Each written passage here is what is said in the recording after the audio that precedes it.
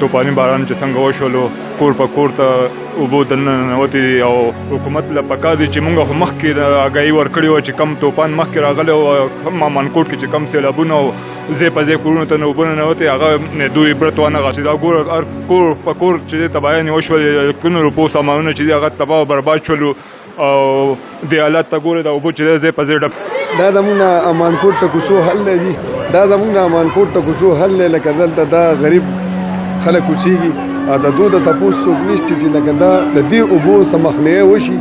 دا چې کله بارانونه کېږي نو دا خلکو دا کورونو ته اوبه ځي او نوي نوي فرنیچر نوي نوي سامانونه کارپېټونه خرابېږي دا ستاسو په خپله باندې وګورئ دا اوبه دي دا